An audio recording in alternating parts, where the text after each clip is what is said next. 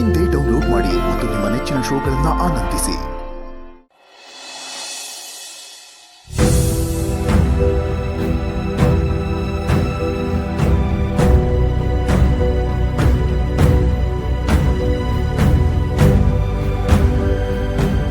ಆಗಿತ್ತಾಗೋಯ್ತು, ಈಗೇನು ಮಾಡೋದಕ್ಕಾಗಲ್ಲ.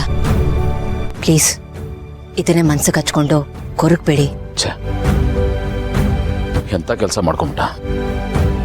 ಇಷ್ಟು ವರ್ಷ ತಮ್ಮಂದ್ರು ತಂಗೀರು ಅಂತ ತಲೆ ಮೇಲೆ ಹೊತ್ಕೊಂಡು ಬೆರೆಸಿದ್ನಲ್ಲ, ಎದೆಲಿಟ್ಕೊಂಡು ಜೋಪಾನ ಮಾಡಿದ್ನಲ್ಲ, ಅದಕ್ಕೆ ಸಿಕ್ಕ ಬಹುಮಾನ ಇದು. ಒಳ್ಳೆ ಪ್ರತಿಫಲನೇ ಕೊಟ್ಬಿಟ್ಟ. ಹೊರಗಡೆ ಎಲ್ಲೂ ತಲೆ ಎತ್ಕೊಂಡು ಓಡಾಡ್ದಂಗೆ ಮಾಡ್ಬಿಟ್ಟಲ್ಲ ಅವನು. ನನಗೆ ನೋವಾಗ್ತಾ ಇರೋದು ಆ ಮಲ್ಲಿನ ನೋಡಿದ್ರೆ.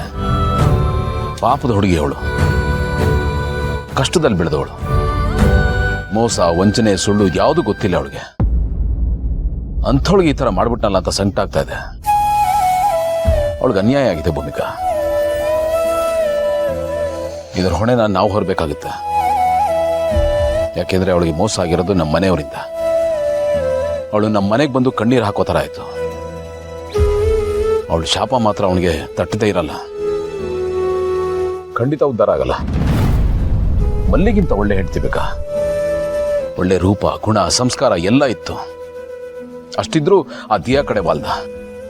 ಒಂದೊಳ್ಳೆ ಜೀವನನ ತನ್ನ ಕೈಯಾರೆ ತಾನೇ ಹಾಳು ಮಾಡ್ಕೊಂಡ. ಏನ್ ಮಾಡ್ತೀರಾ ಗೌತಮರೇ, ಕೆಲವ್ರು ಹೀಗೆ.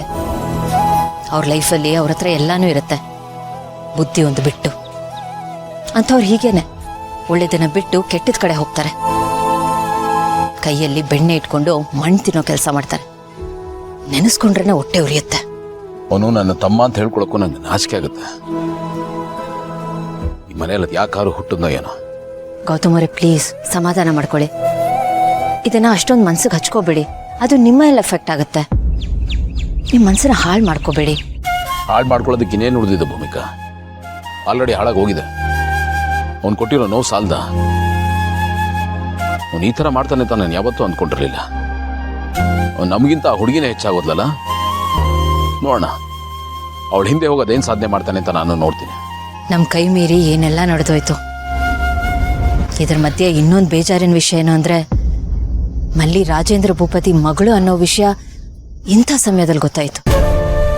ನಾವು ಮುಂಚೆನೇ ಹೇಳಬೇಕಾಗಿತ್ತು. ಹೇಳಿದಿದ್ರೆ ಇಷ್ಟೆಲ್ಲ ಆಗ್ತಿರ್ಲಿಲ್ಲ ಅಂತ ಅನ್ಸುತ್ತೆ. ನಿಜ ಭೂಮಿಕಾ, ಒಂದಷ್ಟು ಕೆಟ್ಟ ಘಟನೆಗಳು ನಡೀತಾ ಇರಲಿಲ್ಲ. ಸಮಾಧಾನ ಏನಂದ್ರೆ, ಆ ಭೂಪತಿ ನಮ್ಮ ವಿರುದ್ಧ ಏನೇ ಮಾಡಿದ್ರು ನಮ್ಗೆ ಯಾರಿಗೂ ಏನೂ ಆಗಿಲ್ಲ. ಸುಧಾ ಮಗುಗಾಗ್ಲಿ, ನನಗಾಗ್ಲಿ, ಆನಂದ್ಗಾಗ್ಲಿ ಯಾರಿಗೂ ಏನೂ ಆಗಿಲ್ಲ. ಈ ವಿಚಾರಕ್ಕೆ ದೇವ್ರಿಗೆ ಥ್ಯಾಂಕ್ಸ್ ಹೇಳಬೇಕು.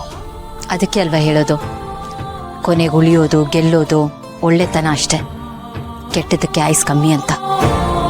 ಇನ್ಮೇಲೆ ಆ ವಿಷಯದ ಬಗ್ಗೆ ಆಗಲಿ, ಆ ಹುಡುಗಿಯಿಂದ ಹೋದ್ನಲ್ಲ ಅವನ ಬಗ್ಗೆ ಆಗಲಿ ಮನೇಲಿ ಯಾರೂ ಮಾತಾಡೋದು ಬೇಡ.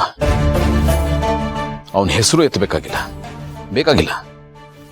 ಅವನು ಇದ್ಯಾವುದಕ್ಕೂ ಲಾಯಕಲ್ಲ. ಇನ್ಮೇಲೆ ಅವನು ನಮ್ಮ ಪಾಲಿಗಿಲ್ಲ ಅನ್ಕೊಂಡಿದ್ಬೇಡ. ಇಂಥ ಟೈಮಲ್ಲಿ ನೀವು ಖುಷಿಯಾಗಿರ್ಬೇಕು. ನಾವೆಲ್ಲ ಸೇರಿ ನಿಮ್ಮನ್ನ ಖುಷಿಯಾಗಿಡಬೇಕು. ಆ ಥರದೊಂದು ವಾತಾವರಣ ಕ್ರಿಯೇಟ್ ಮಾಡಬೇಕು. ಎಲ್ಲ ಉಲ್ಟಾ, ಬರೀ ಆಗ್ಬಾರ್ದೇ ಆಗ್ತಾ ಇದೆ. ನೀವು ಖುಷಿ ಪಡೋಂಥದ್ದು ಏನೂ ಆಗ್ತಾ ಇಲ್ವಲ್ಲ ಅಂತ ನನಗೆ ಗಿಲ್ಟ್ ಫೀಲ್ ಆಗ್ತಾ ಇದೆ.